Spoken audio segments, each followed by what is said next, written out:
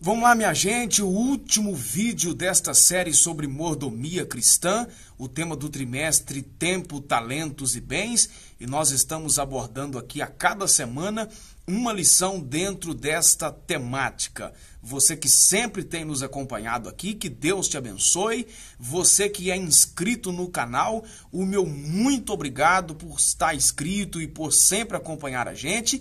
E você que é novato aqui, muito bem-vindo, que Deus te abençoe também e não perca tempo, faça agora aí a sua inscrição e abençoe o nosso canal, o nosso trabalho aqui. A lição de hoje é a lição de número 13, portanto a última lição.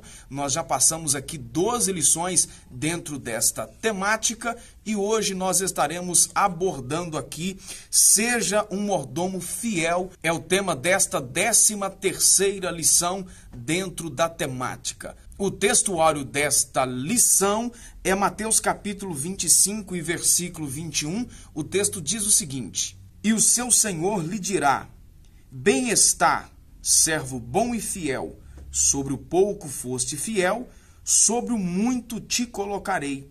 Entra para o gozo do seu Senhor. Aquele que trabalha na obra do Senhor precisa fazer isto com fidelidade até a sua vinda. Precisamos desenvolver os nossos talentos a favor do crescimento do reino de Deus, dedicar a nossa vida, os nossos talentos, aquilo que nós temos condições de fazer, sabendo que Ele é galardoador daqueles que trabalham, que investem a sua vida no crescimento do seu reino. Ao tempo que fazemos isto, também precisamos ser vigilantes. Não podemos ser descuidados em relação à sua vinda e também em relação ao trabalho que nos foi confiado. A vigilância é um tema recorrente na palavra de Deus, onde vez ou outra nós somos exortados a manter esta vigilância.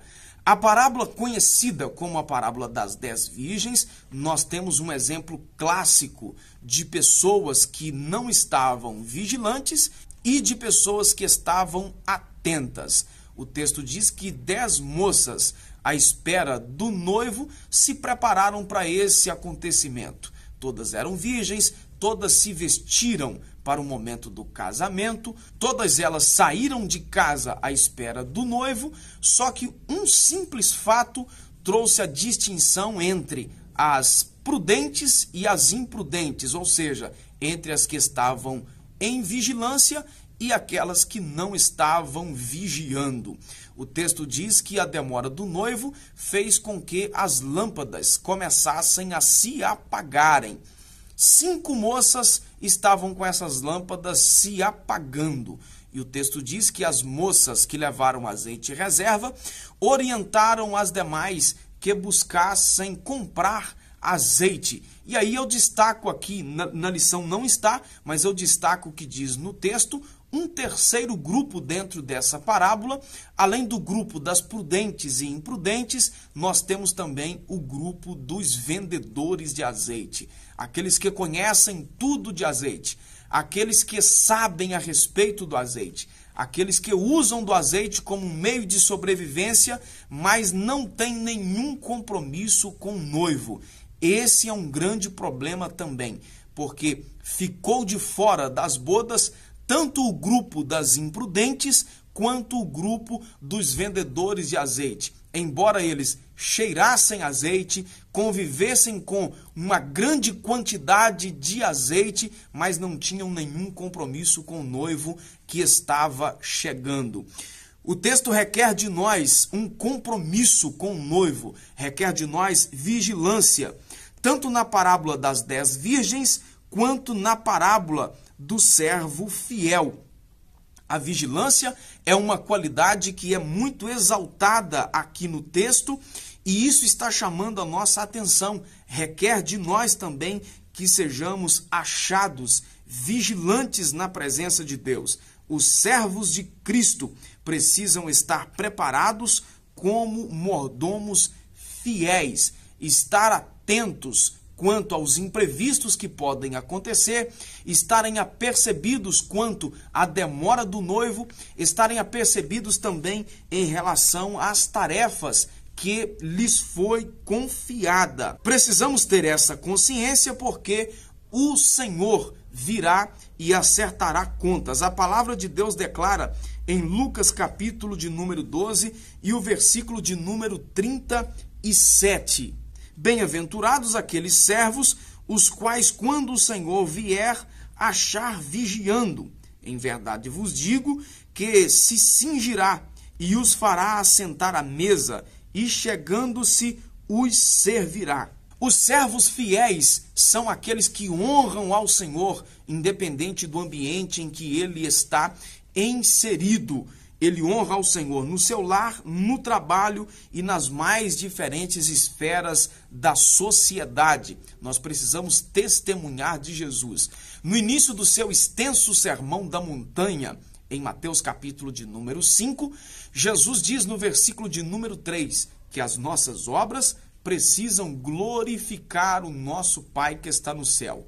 Ou seja, aquilo que nós fazemos precisa ser razão para que o nome de Deus seja glorificado, seja dignificado. Aquilo que eu faço, aquilo que eu falo, independente do ambiente em que eu estiver, seja na igreja, na sociedade, no meu trabalho, nos negócios que eu faço, o nome de Deus precisa ser glorificado. Isso é qualidade do servo fiel, é qualidade do mordomo fiel, aquele que está atento a todos os instantes para que não seja envergonhado o seu senhor. O mordomo infiel não é difícil de ser encontrado. Ele tem algumas características. Primeiro, é aquele que acha que o seu senhor vai demorar a vir. Ele simplesmente conjectura no seu coração: o meu senhor vai tardar chegar, ele não vai vir agora. Essa imagem tipifica então aquele cristão que pensa que o Senhor está demorando, aquele que não preocupa com a iminente vinda de Jesus. Isso é uma triste realidade onde muita gente de fato pensa assim.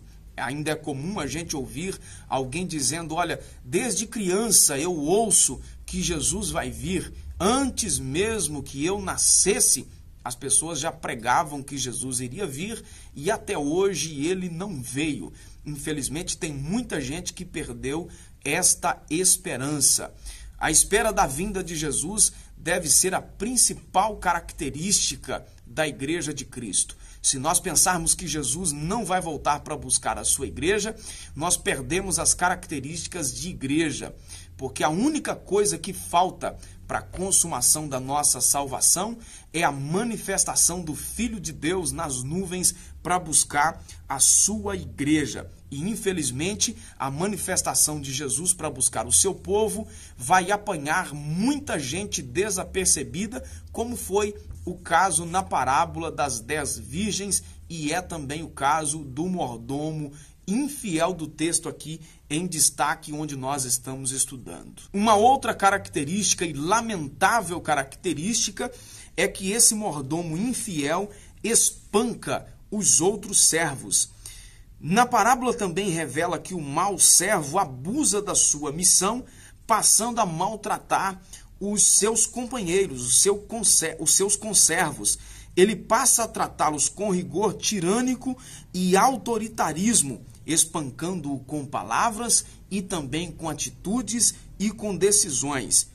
Uma triste pergunta: quantas pessoas já passaram pelo meio cristão e deixaram simplesmente porque foram de alguma maneira espancados? Muita gente fora do aprisco de Cristo porque de alguma maneira foi violentada em palavras e atitudes, saindo magoadas. Muitas vezes, quando aceitaram a fé, entraram pela porta da frente e acabaram sendo empurradas pelas portas do fundo. Lamentavelmente, alguns líderes não são honrados. Lamentavelmente, alguns líderes não deveriam ocupar a cadeira que ocupa, porque simplesmente não fazem questão das pessoas.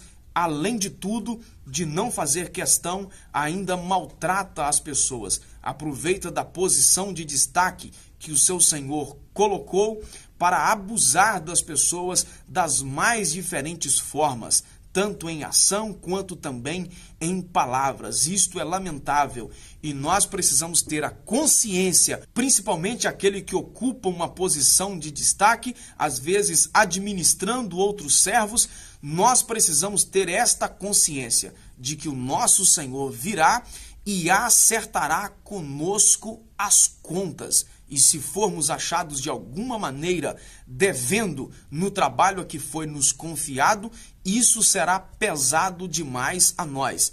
Pense nisso. Nós não podemos ser irresponsáveis com a missão que nos foi confiada, aproveitando da nossa posição para humilhar as outras pessoas. Muita gente, muitos líderes se envolvem com atitudes ilícitas, impróprias, para quem foi comissionado pelo Senhor, se entregando a várias práticas pecaminosas. Na lição aqui, o autor destacou apenas os vícios e a embriaguez, mas nós temos outros exemplos bíblicos, como foi, por exemplo, o rei Davi, que se aproveitou da sua posição de rei para cair em um pecado terrível, o pecado de adultério. Além do mais, ainda mandando assassinar o marido da mulher a quem ele a tomou. E com certeza o Senhor vai tratar com a mais dura rigidez de juízo aquele que aproveitar da posição que ocupa, da cadeira que ocupa,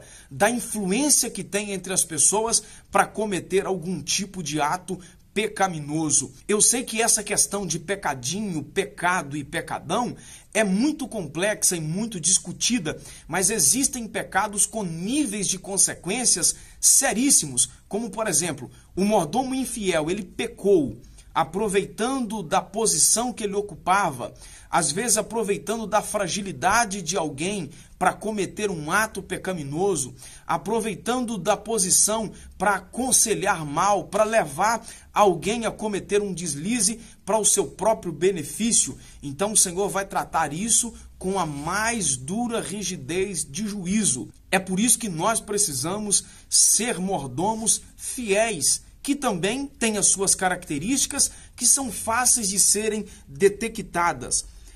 O bom mordomo, a primeira característica dele é a fidelidade. Na parábola, isso é definido como uma boa qualidade, ou seja, a fidelidade, ela também pode ser entendida como caráter, como lealdade, como firmeza, como constância. É aquele que não desanima, é aquele que não deixa a desejar nas atribuições das suas funções. Diante das dificuldades e das perseguições, Deus está chamando cristãos para ser fiéis, para serem fiéis à sua causa, para serem leais, para terem firmeza. O Senhor está chamando gente que não negligencia, o Senhor está chamando gente que não seja inconstante, mas que seja perseverante. Uma outra qualidade do mordomo fiel é que ele é prudente.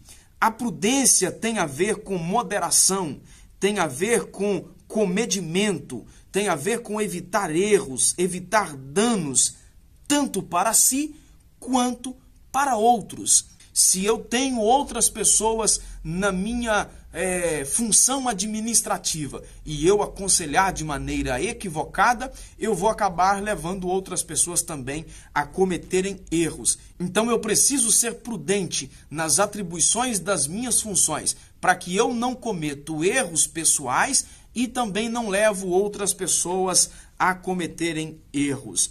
Outra qualidade do mordomo fiel é que ele é constituído por Deus. Quem constitui é o Senhor, é Ele quem chama para o ministério, é o próprio Deus quem vocaciona.